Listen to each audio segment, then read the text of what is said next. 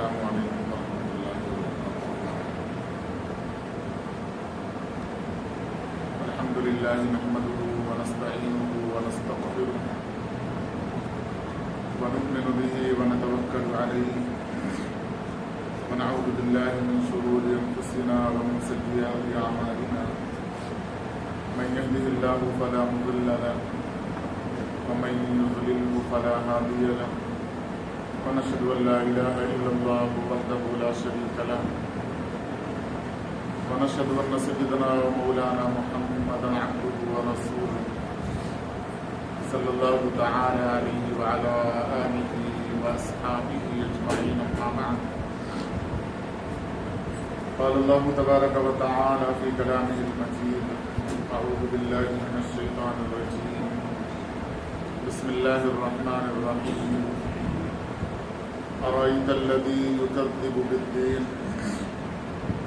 فذلك الذي يدعو اليتيم ولا يحض على طعام المسكين فويل للمصلين الذين هم عن صلاتهم ساهون الذين هم يراءون ويمنعون الماعون صدق الله العظيم وصدق رسوله النبي الكريم ونحن على ذلك لمن الشاهدين والشاكرين والحمد لله رب العالمين رب اشرح لي صدري ويسر لي أمري واحلل عقدة من لساني يفقهوا قولي آمين برحمتك يا أرحم الراحمين والحمد لله رب العالمين حضرات سامعین، اللہ جل شانہ کا لاکھ لاکھ شکر و احسان کہ اللہ جل شانہ نے ہمیں ایمان کی دولت سے نوازا اور جناب رسول کریم صلی اللہ علیہ وسلم کی امت کے اندر پیدا فرمایا اور نبی کریم صلی اللہ علیہ وسلم کا لاکھ لاکھ شکر و احسان کہ آپ صلی اللہ علیہ وسلم نے دین کی باتوں کو تک پہنچایا۔ قرآن کریم کی ایک مکمل سورت سورہ ماعون خطبے کے درمیان تلاوت کی گئی ہے۔ سلسلہ واری تفسیری بیان ہر جمعہ چل رہا ہے، اسی مناسبت سے آج سورہ ماعون اس کے اندر اللہ تبارک و تعالی نے جو احکامات اور جو نصیحتیں ہمیں دی ہیں اسی سے متعلق کچھ باتیں عرض کی جائیں گی۔ اللہ تبارک و تعالی سے دعا ہے کہ اللہ عمل کی توفیق عنایت فرمائے۔ گزشتہ جمعہ سورہ کوثر کے اوپر بیان ہوا تھا کہ قرآن کریم کی سب سے چھوٹی سورت جو اللہ تبارک و تعالی نے نازل فرمائی وہ سورہ کوثر ہے۔ میں نے سلسلہ واری تفسیری بیان کے درمیان میں یہ بات بتائی تھی کہ 10 آخری صورتوں کا ایک تعلق آپس میں ہے۔ ویسے ہر صورت کا تعلق ما قبل کی صورت سے ہوتا ہے، ہر آیت کا تعلق دوسری آیت سے ہوتا ہے۔ چونکہ اکثر لوگوں کو یہ صورتیں یاد ہوتی ہیں تو بطور سبق، بطور یاد دہانی کے یہ بات عرض کی گئی تھی کہ ایک صورت دوسرے صورت سے ملی ہوئی ہے، ایک کے مفہوم دوسرے صورت کے مفہوم سے بالکل میل کھاتے ہیں۔ اور یہ بتایا گیا تھا کہ آپ صلی اللہ علیہ وسلم کی پیدائش کا تذکرہ اللہ تبارک و تعالی نے سورہ فیل کے اندر کیا ہے، بیں طور کہ اس سورت کے نازل ہو جانے کے 50 یا 55 دن کے بعد آپ صلی اللہ علیہ وسلم کی پیدائش ہوئی۔ تو گویا یہ ایک نشانی ہے اس صورت کے اندر اللہ تبارک و تعالیٰ نے آپ صلی اللہ علیہ وسلم کے پیدائش کے واقعے کو یاد کرنے کا ایک ذریعہ بنا دیا ہے. کس خاندان اور قبیلے کے اندر پیدا ہوئے اس کا تذکرہ اللہ تبارک و تعالیٰ نے سورہ قریش کے اندر کیا ہے. وہ خاندان، وہ آبادی، وہ لوگ جن کے درمیان آپ صلی اللہ علیہ وسلم کو مبعوث فرمایا گیا ہے، اس وقت ان کی صفتیں کیا تھی، اس کا تذکرہ اللہ تبارک و تعالیٰ نے سورہ ماعون کے اندر کیا ہے، جس کی تفسیر انشاءاللہ ابھی آپ کے سامنے آئے گی. اس سورت کا نام سورہ ماعون رکھا اللہ تبارک و تعالیٰ نے. سورت کا آخری جو جملہ ہے وہ ہے ماعون. مفسرین نے لکھا نشانی کے طور پر اللہ تبارک و تعالیٰ نے آخری جملے کو اس سورت کا نام قرار دے دیا. اس سورت کے شان نزول کے متعلق یا اس سورت کے نزول کے متعلق مفسرین کے دو اقوال ہیں، بلکہ صحابہ کے دو اقوال ہیں. بعض صحابہ کا یہ قول ہے کہ یہ مکی سورت ہے، یعنی مکے میں نازل ہوئی. حضرت ابن عباس رضی اللہ تعالیٰ عنہ کا قول ہے کہ یہ سورت مدنی ہے. شاہ عبدالعزیز محدث و مفسر دہلوی رحمۃ اللہ تعالی علیہ نے اپنی تفسیر کے اندر اس بات کا تذکرہ کیا ہے کہ اللہ تعالیٰ نے اس سورت کے اندر جو مضامین بیان کیے ہیں ان میں سے آدھے مضامین مشرکین مکہ کے تعلق سے ہیں اور آدھے مضامین کا تذکرہ منافقین مدینہ کے تعلق سے ہے. اسی واسطے آدھی صورت مکی اور آدھی صورت مدنی ہوئی. مشرکین مکہ کی جو صفات اللہ تبارک و تعالیٰ نے اس صورت کے اندر بیان کی ہے، دو بڑی بڑی صفات بیان کی ہے. ایک صفت یہ بیان کی ہے کہ وہ آخرت کے اوپر ایمان نہیں رکھتے، یقین نہیں ہے ان کو کہ ہم مرنے کے بعد دوبارہ زندہ کیے جائیں گے. دوسری صفت یہ بیان کی کہ وہ یتیموں کا مال ناحق طور پر کھا جاتے ہیں. اور تیسری صفت یہ بیان کی کہ خود غریب غربا پر خرچ نہیں کرتے، دوسروں کو خرچ کرنے کی ترغیب بھی نہیں دیتے. اور منافقین مدینہ کی اللہ تبارک و تعالی نے تین صفات بیان کی. پہلی صفت یہ بیان کی کہ نماز سے وہ لوگ پیچھے رہ جاتے ہیں، ادا کرتے ہیں پیچھے رہ جاتے ہیں. دوسری صفت یہ بیان کی کہ نماز دکھاوے کے لیے پڑھتے ہیں. تیسری صفت یہ بیان کی کہ چھوٹی سے چھوٹی چیز اگر ان سے مانگ لیا جائے تو انکار کر دیتے ہیں، دیتے نہیں ہیں.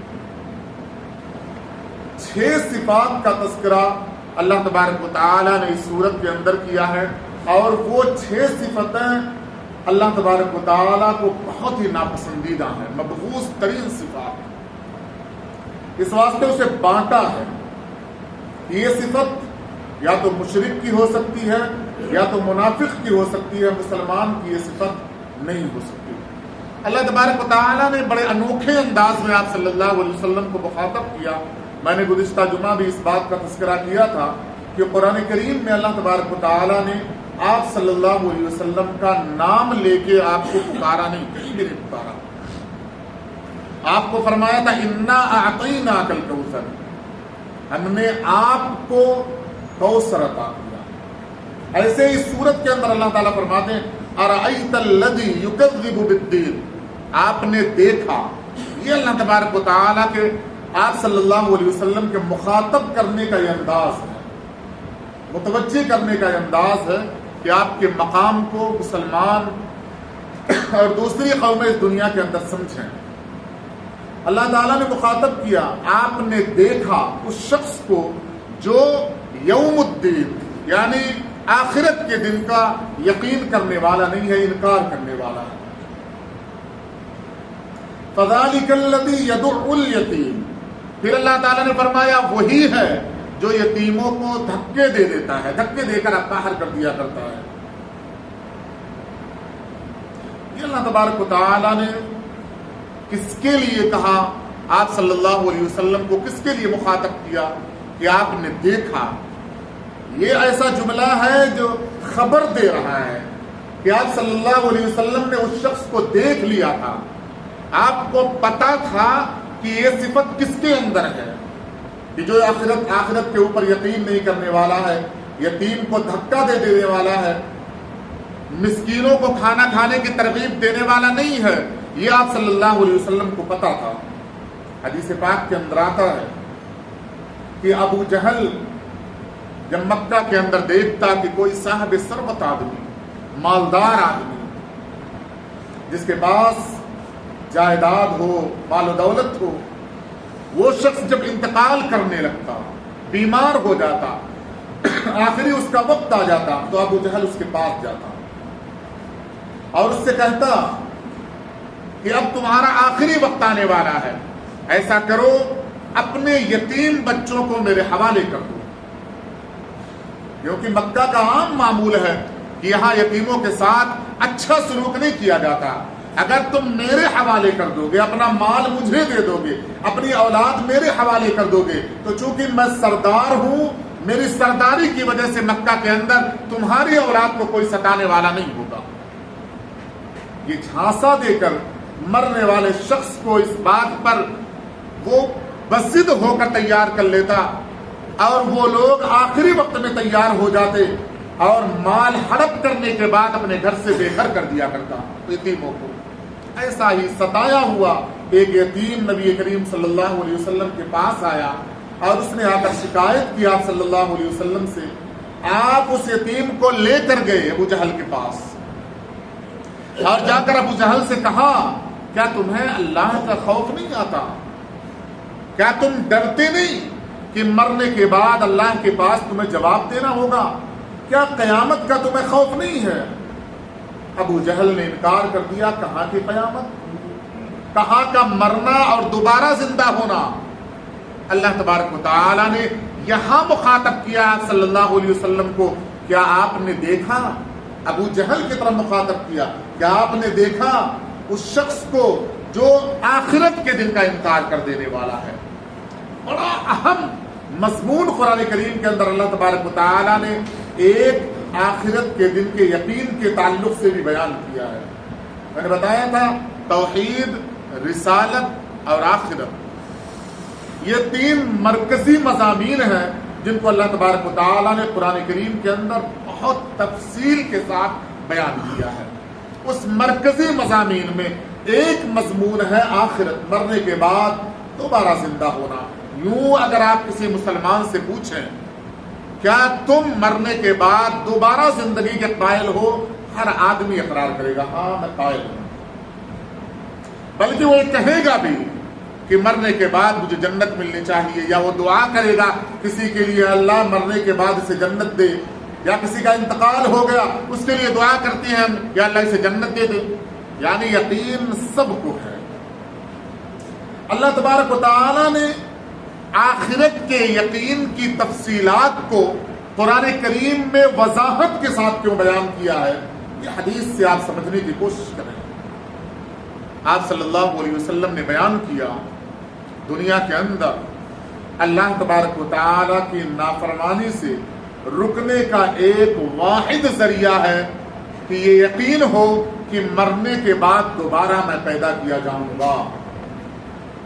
اگر یہ استحضار نہ ہوا, اگر یہ یقین نہ ہوا, تو انسان برائی ہمیشہ کرتا رہے گا, کبھی برائی سے رکنے والا نہیں ہے. آج آپ مسلم معاشرے کا سروے کر کے دیکھ لیں,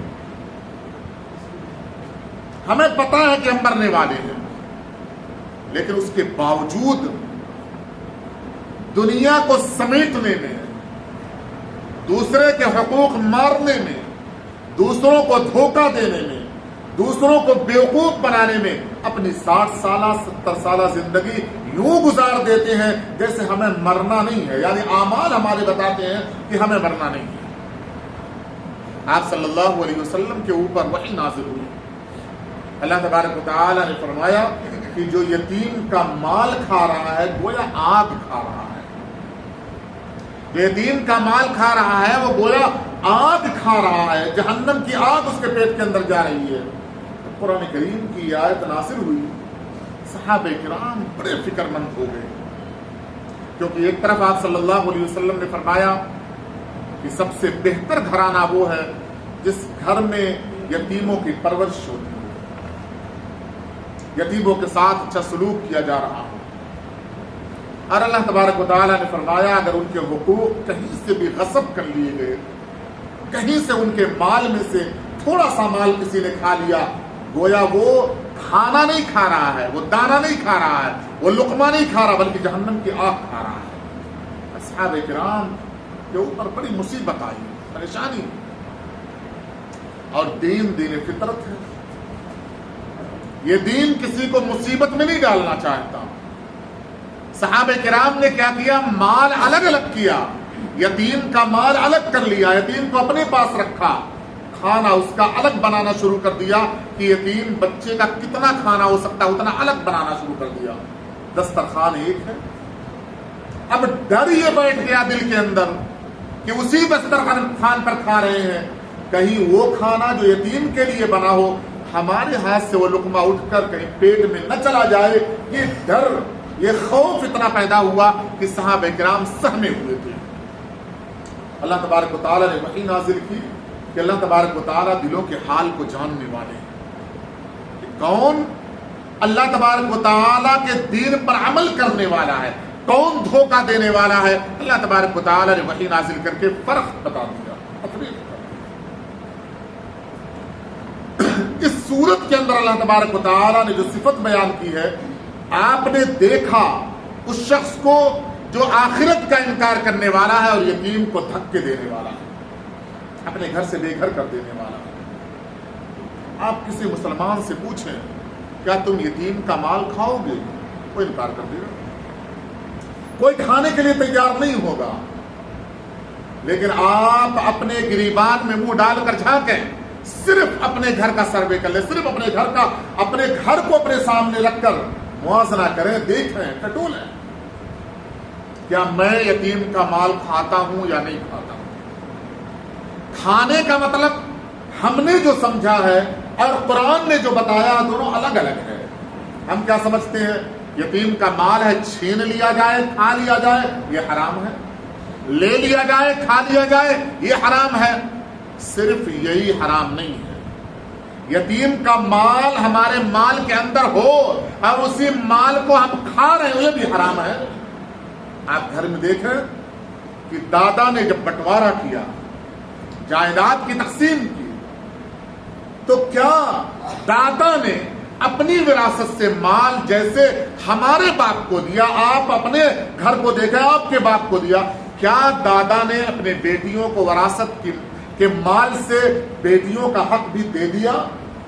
اگر نہیں دیا، گویا یتیم کا مال آپ کے مال میں شامل ہے، آپ اسے کھا رہے ہیں۔ آپ کا اپنا مال ہے، آپ کے باپ کی وراثت سے ملا ہے، اگر بہن کا حق اس مال سے نہیں نکالا گیا تو باپ کے مرنے کے بعد بہن یتیم ہوئی، آپ یتیم ہوئے، بہن چونکہ کمزور ہے وہ بول نہیں سکتی ہے، آپ مال کھا رہے ہیں، یتیم کا مال۔ اللہ تبارک و تعالیٰ نے اسی طرح اشارہ کیا۔ قرآن کریم میں اللہ تبارک و تعالیٰ نے 2 رکوع سورہ نساء کے اندر بڑی وضاحت کے ساتھ اس کا تذکرہ کیا ہے کہ وراثت کیسے تقسیم کی جائے، کب تقسیم کیا جائے۔ سب سے بڑی پریشانی ہمارے اندر کیا ہے کہ ہم مال کے تقسیم کو عیب سمجھتے ہیں۔ باپ کا انتقال ہوا، کہا جائے وراثت تقسیم کر لیا جائے، ہمیں کیا لگتا ہے ابھی باپ مرا ہے، ابھی وراثت تقسیم کر لی جائے، لوگ کیا کہیں، یہ کبھی دل کے اندر بات نہیں آتی اللہ کیا کہے گا۔ مرنے کے بعد، باپ کے مرنے کے بعد وراثت تقسیم نہیں ہوئی، حقدار کا حق اس کے پاس نہیں پہنچا، اگر کل قیامت کے دن وہ سوال کر دے گا تو اللہ تبارک و تعالیٰ کیا کہیں گے، یہ دل کے اندر خیال نہیں آتا۔ پورا معاشرہ اس کے اندر ڈوبا ہوا الا ماشاء اللہ 99% مسلم معاشرے کے اندر بہنوں اور بیٹیوں کو وراثت میں حصہ نہیں دیا جاتا۔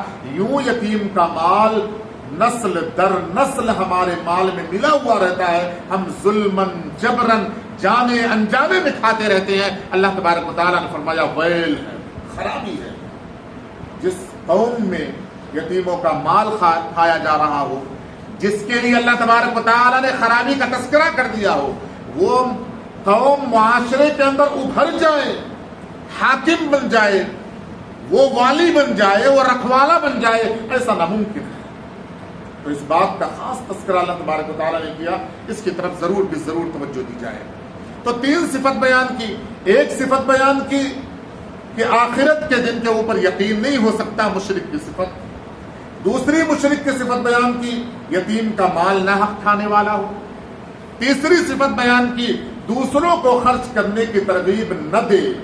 اس کے بعد منافقین کی صفات کا اللہ تبارک و تعالیٰ نے تذکرہ کیا، فویل للمصلین، خرابی ہے اس شخص کے نماز کے لیے، الذین هم عن صلاتهم ساہون، جو نماز دکھاوے کے لیے پڑھ رہا ہو،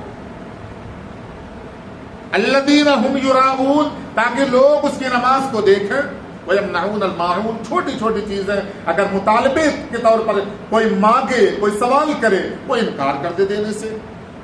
تو 3 مشرکین کی صفت اور 3 منافقین کی صفت۔ پہلی صفت، نماز وقت پر نہ پڑھے، ٹال دیا کرے۔ دوسرے، دکھانے کے لیے نماز پڑھے۔ تیسرے، وہ چھوٹی چھوٹی چیزیں جو معاشرے میں عام دستور ہو دے دی جانے والی ہو، اسے نہ دے۔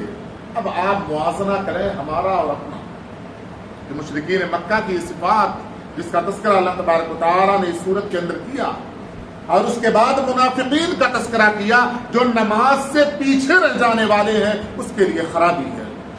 آپ احادیث کا ذخیرہ اٹھا کر دیکھیں، نبی کریم صلی اللہ علیہ وسلم کو سب سے زیادہ پسند جو عبادت تھی وہ نماز تھی، اور اللہ تبارک و تعالیٰ نے اسے معراج کہا ہے۔ ہمارے لیے معراج ہے، ہم اللہ تبارک و تعالیٰ سے گفتگو کر سکتے ہیں، اللہ تبارک و تعالیٰ سے بات چیت اسی نماز کے ذریعے سے کر سکتے ہیں۔ اور نماز پڑھنے کا جتنا اہتمام شریعت نے بتایا، اتنا اہتمام کسی اور عبادت کا نہیں بتایا۔ آپ روزہ دیکھ لیں، اگر آپ پاک ہیں ناپاک ہیں دونوں حالت میں روزہ ہو جائے گا۔ زکوٰۃ دینا چاہتے ہیں، جس حالت میں بھی ہوں آپ زکوٰۃ دے دیجیے، لیکن نماز کے لیے اللہ تبارک و تعالیٰ نے اہتمام بتایا۔ پاکی ہونی چاہیے، بڑی پاکی ہونی چاہیے، غسل سے آپ ہوں، اگر وضو نہیں ہے تو وضو سے آپ ہوں، نماز پڑھنا چاہ رہے ہیں وقت ہونا چاہیے، قبلے کی طرف رخ ہونا چاہیے۔ آپ اگر اکیلے نہیں ہیں، 2 لوگ ہیں، جماعت سے نماز پڑھنی چاہیے، اس کے لیے اذان کا اہتمام ہونا چاہیے، تکبیر کا اہتمام ہونا چاہیے۔ سری نماز ہے، آہستہ آہستہ ہونی چاہیے، گہری نماز ہے، قرت کے ساتھ نماز ہونی چاہیے۔ یہ اہتمام اللہ تبارک و تعالیٰ نے نماز کے لیے بتایا، کیونکہ یہ سب سے بڑی عبادت اور اللہ تبارک و تعالیٰ کو سب سے پسند عبادت ہے۔ نبی کریم صلی اللہ علیہ وسلم کو جب آپ ہجرت کر کے مدینہ چلے گئے تو جن لوگوں نے اسلام قبول کیا ان میں یہود مدینہ بھی تھے۔ ان لوگوں نے اپنے غرض کے تحت اسلام قبول کیا تھا، کچھ پیسے مل جائیں گے، کچھ مال و دولت مل جائے گی، اپنے آپ کو محفوظ کر لیں گے۔ انہوں نے زبان سے اسلام قبول کیا، دل ان کا مطمئن نہیں تھا۔ انہی کو اللہ تبارک و تعالیٰ نے منافق، لیکن ان کا تذکرہ اللہ تبارک و تعالیٰ کر رہے ہیں کہ وہ لوگ جو نماز سے پیچھے رہ جاتے ہیں ان کے لیے خرابی ہے، اور فرمایا وہ منافق ہیں۔ اور منافق کا تذکرہ کرتے ہوئے قرآن کریم نے فرمایا ان المنافقین فی الدرک الاسفل من النار، جہنم میں نچلا طبقہ ہوگا منافقین کا۔ اور ان کے لیے اللہ تعالیٰ فرماتے ہیں جو نماز سے پیچھے رہ جاتے ہیں ان کی خرابی ہے۔ پتہ ہی چلتا ہے کہ منافقین مدینہ جنہیں جہنم ملنے والی ہے، جنہیں جہنم کا نچلا طبقہ ملنے والا ہے، سب سے خراب طبقہ ملنے والا ہے، وہ بھی نماز کو چھوڑتے نہیں تھے، وہ بھی نماز نہیں چھوڑتے تھے، پیچھے رہ جایا کرتے تھے، غفلت کر لیا کرتے تھے۔ اللہ تبارک و تعالیٰ فرماتے انہیں جنت نہیں ملے گی، لیکن وہ نماز بھی نہیں چھوڑتے تھے، پیچھے رہ جایا کرتے تھے، غافل ہو جایا کرتے تھے۔ کسے مخاطب کیا؟ ہمیں مخاطب کیا۔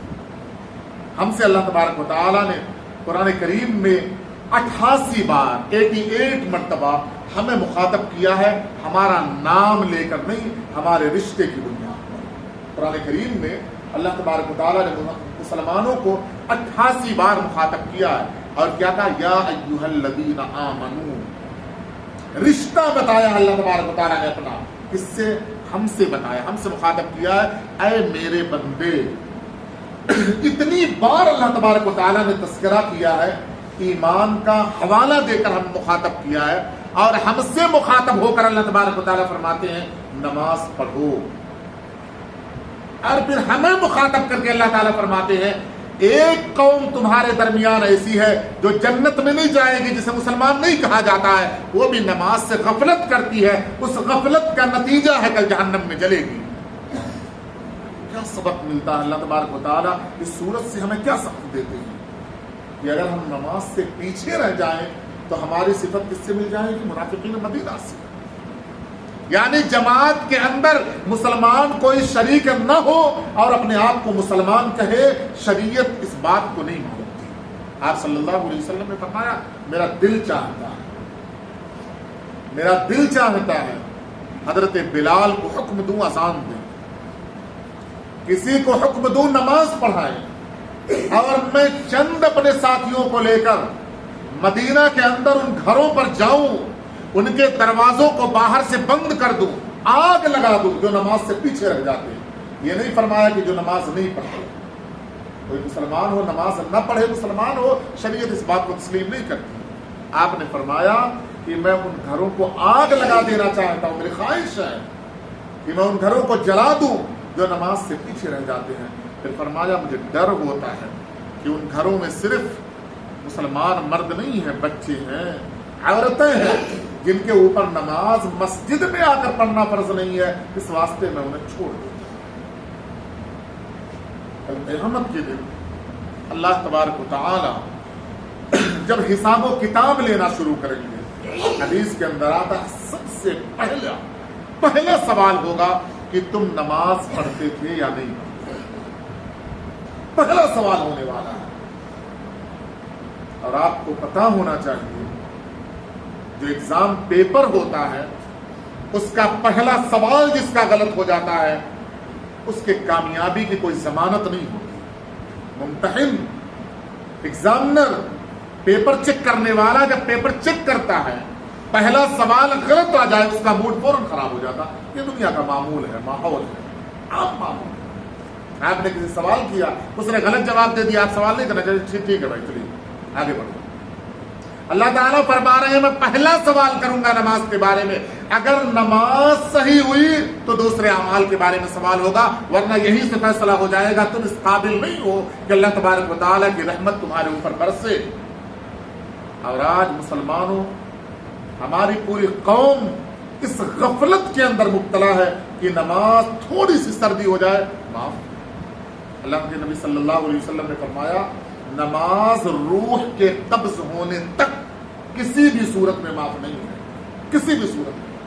فرمایا کہ اگر کھڑے ہو کر نہیں پڑھ سکتے بیٹھ کر پڑھو، بیٹھ کر نہیں پڑھ سکتے لیٹے لیٹے پڑھو، لیٹے لیٹے نہیں پڑھ سکتے یوں اشارے سے آپ کے پڑھو، لیکن نماز کسی صورت میں معاف نہیں ہے. یہ اللہ تبارک و تعالیٰ کا حکم ہے، نبی کریم صلی اللہ علیہ وسلم کے احکامات. آپ مرض الوفات میں ہیں، حضرت عباس رضی اللہ تعالیٰ عنہ کے کندھے سے سہارا لے کر زمین پر گھسٹ گھسٹ کر آپ صلی اللہ علیہ وسلم آئے ہیں. حضرت ابوبکر صدیق رضی اللہ تعالیٰ عنہ کے بازو میں نماز پڑھی اور پڑھائی ہے. یہ تصور دیا ہے کہ میں نبی ہوں، ما تقدم من ذنبک وما تأخر میرے لیے نازل ہوا ہے، میں امام الانبیاء ہوں، خاتم النبیین ہوں، لیکن یہ نماز اللہ کا حق ہے، میرے اوپر بھی معافی کا کوئی پروانہ نہیں ہے. میں بھی نماز پڑھوں گا کب تک؟ جب تک روح پرواز نہ کر جائے. کیا درس دیا آپ صلی اللہ علیہ وسلم. ہم بیمار ہو جاتے نماز نہیں پڑھتے. اللہ تبارک و تعالیٰ بیمار کیوں کرتے ہیں؟ آخری حدیث سنا کر بات کو ختم کروں گا. اللہ کے نبی صلی اللہ علیہ وسلم نے فرمایا جب بندہ اللہ تبارک و تعالیٰ کو بہت محبوب ہوتا ہے اور اس کی کوئی خطا ہوتی ہے جو اس کے اعمال سے معاف نہ ہو پائے تو اللہ تبارک و تعالیٰ بندے کو بیمار کر دیتے ہیں تاکہ بیماری کی وجہ سے اس کی خطا کو معاف کر دیا جائے. لیکن اسی بیماری میں جس میں اللہ خطا معاف کرنا چاہتا ہے بندہ باغی بن جائے اللہ تعالیٰ کا کہ تو نے بیمار کیا، اب تو نماز نہیں پڑھوں گا، پکا نہیں پڑھوں گا، اب ذکر نہیں کروں گا، پہلے زبان میری گندی نہیں تھی، اب چڑچڑا ہو جاؤں گا، اب گالیاں دوں گا، اب چیخوں گا، چلاؤں گا، یہ اللہ تبارک و تعالیٰ سے بغاوت ہے۔ باقی بندہ اللہ تبارک و تعالیٰ کی رحمت کی امید کر سکتا ہے؟ آپ مایوس بالکل یوں بھولے بنے، مجبور بنے، معذور بنے کہ بیمار ہو گئے، اللہ تعالیٰ اسی حالت میں ایسے نماز پڑھوں گا، ایسے ذکر کروں گا، اللہ تبارک و تعالیٰ سے یوں رو رو کر گڑ گڑا کر اگر عبادت کریں گے تو اللہ تبارک و تعالیٰ ان گناہوں کو جو ہمارے اعمال کی وجہ سے معاف ہونے والے نہیں ہیں وہ گناہ معاف کریں گے، بندہ راضی بن جاتا ہے۔ تو نماز کی خصوصی طور پر پابندی کرائیں اور اپنی اولادوں کو خصوصی طور پر نماز کا پابند بنائیں۔ ایک بات کا خاص خیال کریں، کچھ غلط فہمیاں لوگوں کے اندر آ جاتے ہیں، چھوٹے بچے ہیں، ان کے تعلق سے بعض لوگوں کو یہ غلط فہمی ہے کہ ان کو کہیں بھی کھڑا کر دیا جا سکتا ہے، کہیں بھی۔ آپ احادیث کے ذخیرے کا انبار اٹھا لیں، پوری حدیث آپ نے حکم دیا ہے، کچھ فرمایا 3 درجے ہیں نماز میں، جماعت میں، فرمایا میں جہاں کھڑا ہوں مصلی پر میرے پیچھے وہ کھڑا ہو جو علم، ورع، تقوی کے اندر بڑا اچھا ہو، علم بڑا اچھا ہو، متقی ہو، اس کے قریب، اس سے قریب قریب کے لوگ، فرمایا بڑے لوگ آگے ہوں، اس کے صف بچوں کی بڑوں سے پیچھے ہو اور اس سے پیچھے عورتوں کی صف ہو، یہ آپ صلی اللہ علیہ وسلم کا حکم ہے۔ علماء نے مصلحت لکھی ہے، بچوں کی صف بڑوں سے پیچھے کیوں ہو؟ بچے کاپی کرتے ہیں، جب پہلے ہوگا کسی کاپی کرے گا بھائی؟ کسے دیکھے گا؟ دیوار کو دیکھ کر کاپی کرے گا۔